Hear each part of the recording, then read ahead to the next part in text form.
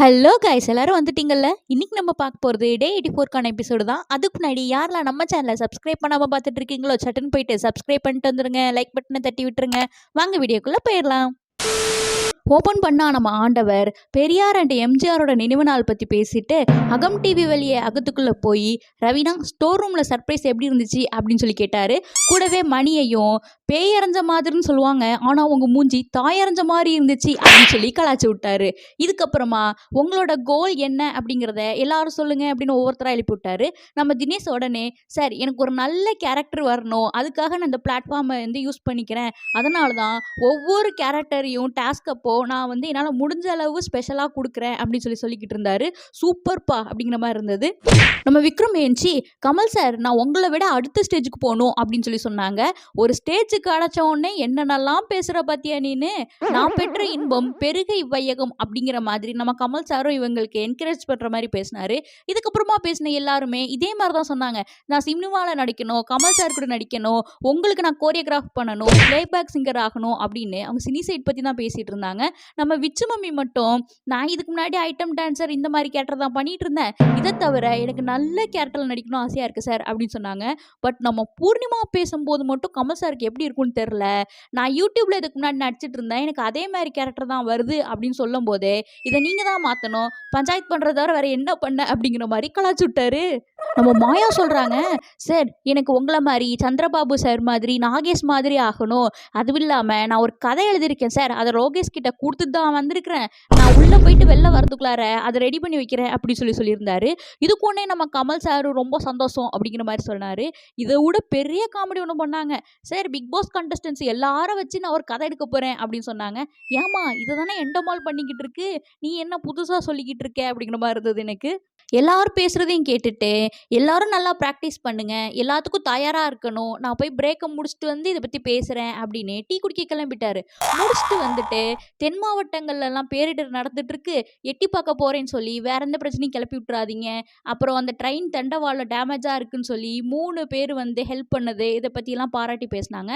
இதுக்கப்புறமா வெளியில் இருக்கிற மக்கள் மாதிரி இந்த வீட்டுக்குள்ளேயும் நிறைய பேருக்கு பொறுப்பு இருக்குது, இதை பற்றி அவங்கக்கிட்ட கேட்போம் அப்படின்னு சொல்லிட்டு இந்த வாரம் எல்லாருமே கேப்டனாக இருந்தீங்க, பெஸ்ட் கேப்டன் யாரு, பொறுப்பே இல்லாதவங்க யாரு அப்படின்னு சொல்லி கேட்டாங்க.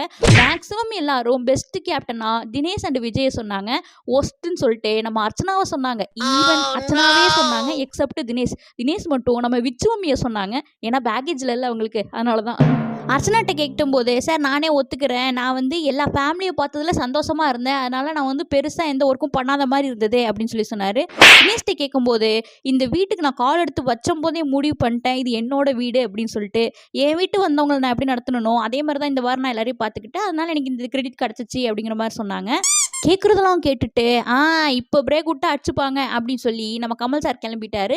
நினச்ச மாதிரியே அர்ச்சனா நான் உப்மாலாம் பண்ணி கொடுத்தேன் தெரியுமா, காலையில் கிழங்கெல்லாம் பண்ணேன் தெரியுமா அப்படின்னு சொன்னாங்க. உடனே நம்ம விச்சுவும் தினேஷும் கிளியராக சொன்னாங்க, ஏம்மா இப்போ ஒரு தோசை சுடணும், நீ போனால் என்ன பண்ணுவேன், கரண்டி எங்கே சட்டி எங்கே அப்படின்னு சொல்லி கேட்பேன், அது எங்கே இருக்குன்னு கூட உனக்கு தெரியாதா, ஒரு வேலை பார்க்க போகிறேன்னு சொல்லிட்டு நீ 4 பேருக்கு வேலை வைப்ப அப்படின்னு எக்ஸ்பிளைன் பண்ணிக்கிட்டு இருந்தாங்க. எல்லாத்துக்கும் இந்த பிள்ளை மாண்டைய ஆட்டிக்கிட்டு இருந்துச்சு. ஆனால் புரிஞ்சிச்சா இல்லையான்னு தான் தெரில. நெக்ஸ்ட் ஆண்டவர் லூப்பு ஃப்ரீஸ்னு ஒரு கேம் விளாண்டுருப்பீங்க, அந்த மாதிரி இந்த வீட்டில் ஃப்ரீஸில் இருக்கிறது யாரு, லூப் மோட்ல பேசினதே பேசிட்டு செஞ்சதே செஞ்சுக்கிட்டு இருக்கிறது யாரு அப்படின்னு சொல்லி கொஸ்டின் கேட்டாரு. உடனே விஷ்ணு குபீர்னு சிரிச்சிட்டாரு, என்ன நினைச்சாருன்னே தெரில. உடனே நம்ம ஆண்டவர் அப்போ விஷ்ணு நீங்களே முதல்ல சொல்லுங்க அப்படின்னாங்க. சார் வேணாம் சார், முதல்ல இருந்து எப்பயும் போல அங்கிருந்து ஆரம்பிங்க சார் அப்படின்னு சொன்னா, உங்ககிட்ட இருந்தும் ஆரம்பிச்சிருக்கேனே, நான் ஃபர்ஸ்ட் உங்களை கேட்குறேன், அதுக்கப்புறமா ஜம்ப் பண்ணி அந்த பக்கம் போயிடுறேன் அப்படின்னு சொல்லியே ஆகணும்னு கேட்டாங்க. இங்கே யாரும் ஃப்ரீஸில் இருக்கிற மாதிரி தெரில சார், ஆனால் லூப் மோட்லேயே இருக்கிறது நம்ம விச்சு மம்மி தான், அவங்க எப்போ பார்த்தாலும் டென்ஷன் ஆவாங்க, சண்டை போடுவாங்க, சமாதானம் ஆவாங்க அப்படின்னு சொல்லிக்கிட்டு இருந்தாரு. சுற்றி வளைச்சி என்ன சொன்னாங்கன்னா அவங்க பஞ்சாயத்து பண்ணுறது தான் லூப் மோட்ல பண்ணிக்கிட்டு இருக்காங்க அப்படின்னு சொன்னாங்க. ஆனால் நம்ம விஷ்ணுவை தவிர மேக்ஸிமம் எல்லாரும் லூப் மோட்ல இருக்கிறது யாரு அப்படின்னா விஷ்ணுவை தான் சொன்னாங்க. அவர் எப்போ பார்த்தாலும் நாமினேஷனை பற்றியே டிஸ்கஸ் பண்ணிக்கிட்டு இருப்பாரு, சண்டை போடுவார், சமாதானம் பண்ணுவார், இதுதான் பண்ணிருக்காரு அப்படின்னு சொன்னாங்க. நம்ம விஷ்ணு சொன்னதை கேட்டுட்டு சார் நான் ஃப்ளெக்சிபிளாக தான் சார் இருக்கேன் அப்படின்னு விச்சு மம்மி அப்போஸ் பண்ணி பேச, சொல்கிறத அவர் உரிமை, மறுக்கிறது உங்க உரிமை, உட்காருங்க அப்படின்னு சொல்லி உட்கார வச்சுட்டாங்க. இதுல எனக்கு பிடிச்சது என்னன்னா, தினேஷ் வந்து லூப் மோட்ல ரவீனான்னு சொன்னதுதான். அந்த பிள்ளை எப்போ பார்த்தாலும் லூப் மோட்ல சிரிச்சுக்கிட்டே இருக்கு சார், அது என் காதுல கேட்டுக்கிட்டே இருக்கு. பட் வந்தபோது எப்படி குழந்தைத்தனமா இருந்ததோ இப்பயும் அது அப்படியே தான் இருக்கு அப்படிங்கிற மாதிரி சொன்னாங்க. நெக்ஸ்ட் நம்ம விஜய் சொன்னது எனக்கு ரொம்ப பிடிச்சிருந்துச்சுப்பா. லூப்பும் ஃப்ரீஸும் சேம் தான் சார் அப்படிங்கிற மாதிரி சொன்னமே, கமல் சார் வந்து கண்டுபிடிச்சிட்டிங்களா, கரெக்டாக சொன்னீங்க. லூப்புங்கிறது வந்துட்டு நவுற மாதிரி இருக்கும், ஆனால் அதே இடத்துல தான் இருக்கும். ஃப்ரீஸுங்கிறது வந்து ஸ்டேபிளாக அப்படியே தான் இருக்கும். ஸோ ரெண்டுமே சேம் தான். இது ஒரு ட்ரிக், இதை கண்டுபிடிச்சிட்டிங்க. இதுக்கப்புறம் எப்படி ஆன்சர் பண்ணுறீங்க பார்ப்போம் அப்படிங்கிற மாதிரி சொன்னாங்க. எனக்கு பிடிச்சிருந்தது இந்த நிக்சன் சொன்னது தான். சார் லூப் மோட்னா அது விஷ்ணு தான் சார். வந்துட்டு அப்புறம் இந்த வாரம் யாரு, எத்தனை முட்டை, கமல் சார் வந்து பசியாக இருப்பாரா, டயட்டில் இருக்க சொல்லுவோமா, முட்டை சேஃபாக இருக்குமான்னு சொல்லிக்கிட்டு இருப்பாரு அப்படின்னு சொன்னதும் கமல் சாரே சிரிச்சிட்டாங்க. எல்லாரும் அப்படிதான் இருப்பாங்க, ஆனால் இவர் பாதிலேயே கண்டஸ்டன்ட்ங்கிறத மறந்துட்டு ஆடியன்ஸாக மாறிடுவார் போல இருக்கு. நெக்ஸ்ட் எவிக்ஷனை பற்றி பேசுவோம் அப்படின்னு. வெயிட் பண்ணுங்க, நான் பிரேக் போயிட்டு வரேன்னு பிரேக் கிளம்பிட்டாரு. பிரேக் முடிச்சு வந்த நம்ம ஆண்டவர், நாமினேஷன் ஆன 3 பேரும் ஒன்றா உட்காருங்க அப்படின்னு சொல்லிட்டு, இந்த வீட்டில் இருக்க தகுதி இருக்குன்னு நீங்கள் யாரை நினைக்கிறீங்க அப்படின்னு சொல்லி கேட்டார். என்ன இந்த கண்டஸ்டன்ஸ்க்குலாம் பாசம்னு தெரிலப்பா. மேக்ஸிமம் நம்ம விக்ரமோ சொன்னாங்க, மீதி பேர்லாம் விச்சு மம்மியை சொன்னாங்க. கரெக்டாக சொல்லணும்னா மாயா கேங்கில் நிக்சனை தவிர எல்லாரும் விச்சுவும், தினேஷ் கேங்கில் எல்லாரும் விக்ரம் இருக்கணும் அப்படின்னு சொல்லி சொன்னாங்க. சரி, இந்த 3 பேரில் யார் கிளம்ப ரெடியாக இருக்கீங்க அப்படின்னு சொல்லி டேரெக்டாக எவிக்ஷன் கோடை காமிச்சிட்டாரு. நம்ம விக்ரம் தங்கச்சி வந்த ப்ரோமோ செம்ம ஹிட் அடிச்சிச்சுப்பா. ஹிட் அடிச்சா என்ன ஆகும், கரப்பாம்பூச்சி செத்துடும். இதன்படி எவிக்ட் ஆனவர் நம்ம விக்ரம். என்னடா இது, டைட்டில் வின்னருக்கு வந்த சோதனை. இந்த பிக் பாஸ் சீசன்லேயே எனக்கு பிடிச்ச 2 பேர், ஒன்று வினுசா, இன்னொன்று விக்ரம் தான். நிஜமாவே இவங்க 2 பேர் ரொம்ப நல்லவங்கப்பா. யாரையும் அபியூசிவாக பேசுனதில்லை, பின்னாடி கமெண்ட் பண்ணதில்லை, அன்ஃபேராக விளையாடுனதில்லை. எனிஹவ் ஆல் தி பெஸ்ட் கண்ணா. நம்ம மாயாக்கெல்லாம் செம்ம ஹாப்பிப்பா. அவங்க மூஞ்சிலேயே அது தெரிஞ்சிச்சு. பட் நம்ம பூர்ணிமா தான் லைட்டாக ஃபீல் ஆகிட்டாப்புல. நெக்ஸ்ட்டு விக்ரம் அவரோட காயினை மணிக்கும் நிக்சனுக்கும் கொடுத்துட்டு ஃபேரவெல் ஸ்பீச் கொடுத்தாங்க. அப்போ மாயாவை பற்றி பெருமையாக பேசும்போதும் அது ஏன் மூஞ்சி அப்படி வச்சிருந்துச்சு அப்படின்னு எனக்கு தெரில. கடைசியாக Bigg Boss Vicky all the best அப்படின்னு சொல்லி சொன்னார். பாவம்ப்பா நம்ம பிக் பாஸ். இனி விக்ரம் இல்லாமல் அவருக்கு தான் ஒரு கையே உடஞ்ச மாதிரி இருக்கும். ஏன்னா அப்புறம் யார் இந்த டோரெல்லாம் க்ளோஸ் பண்ணுவார் இதுக்கப்புறம்? லாஸ்ட்டாக விக்ரம் எல்லாருக்கும் டாட்டா சொல்லிட்டு கிளம்பிட்டாங்க. இந்த மாயா புள்ள விக்ரம் போகும்போது ஏதோ செஞ்சுருப்பாங்க போல். உடனே நம்ம பிக் பாஸ் வந்துட்டு இந்த மாதிரி நீங்கள் இனிமேல் பண்ணக்கூடாது அப்படின்னு சொல்லி வார்ன் பண்ணாங்க. அவங்களும் என்ன பண்ணாங்கன்னு நான் வந்து திருப்பி போட்டு பார்த்தேன். ஆனால் அதை கட் பண்ணி தூக்கிட்டாங்க. என்னன்னு தெரியல. மேபி விக்ரம் ஏதாவது கிண்டல் பண்ணுற மாதிரியோ இல்லை ஹர்ட் பண்ணுற மாதிரியோ பண்ணியிருப்பாங்கன்னு நினைக்கிறேன். நெக்ஸ்ட் நம்ம கமல் சார் அம்பேத்கரோட அன்றும் இன்றும் புக்கை புத்தக பரிந்துரையின் போது பரிந்துரைச்சிட்டு விக்ரமை வெல்கம் பண்ணி, என்னாச்சு நீங்கள் எங்கே வந்து மிஸ் பண்ணீங்க அப்படின்னு சொல்லி கேட்கும்போது, சார் நான் பேசாமல் விட்டது தான் தப்பு அப்படின்னு நினைக்கிறேன் அப்படின்னு சொன்னாங்க. வெளியே போயும் இது யூஸ் ஆகும் அப்படிங்கிற மாதிரி சொன்னாங்க. உங்கள் பயணத்தை பற்றி நீங்கள் என்ன நினைக்கிறீங்க அப்படின்னு கேட்கும்போது, சார் நான் இங்கே வந்து நிற்பேனே எதிர்பார்க்கல, நான் என்ன பேசுகிறதுன்னு எனக்கு தெரியலை அப்படிங்கிற மாதிரி சொன்னாங்க. நான் உண்மையாக இருந்தேன், ஆனால் ஏன் இப்படி நடந்துச்சுன்னு தெரில அப்படின்னு நம்ம விக்ரம் சொன்னார். உண்மையாக இருந்தால் ஜெயிச்சிடலாம் அப்படின்னு அர்த்தம் கிடையாது, அதுக்காக போய் சொல்லுங்கன்னு நான் சொல்லலை. இந்த அனுபவம் உங்களுக்கு வெளியில யூஸ் ஆகும் அப்படிங்கிற மாதிரி சொல்லிட்டு பயண வீடியோ போட்டாங்க. இந்த சீசன்லயே எனக்கு பிடிச்ச பயண வீடியோ இதுதான்ப்பா. முடிஞ்சதுக்கு அப்புறமா வீட்டுக்குள்ள இருக்கிற எல்லார்ட்டையும் யாராவது அழுங்கலாம்ப்பா அப்படிங்கிற மாதிரி கேட்டுட்டு பூர்ணிமா லைட்டா அழுதாங்க. பரவாயில்லப்பா, நான் போனதுக்கு அப்புறமா எல்லாரும் அழுங்க அப்படிங்கிற மாதிரி சொன்னாங்க.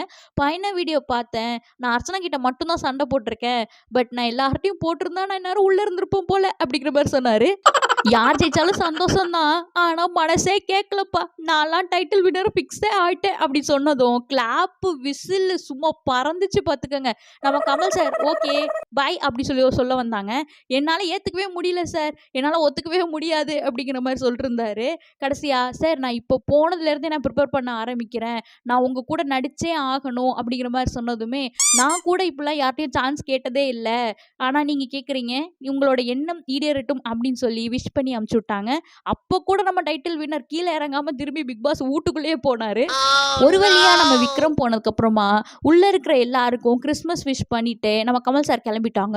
மாயா பூர்ணிமா நிக்சன் உட்காந்துட்டு விக்ரம பத்தியே பேசிட்டு இருந்தாங்க. மாயாக்கெல்லாம் சரியான வன்மம்.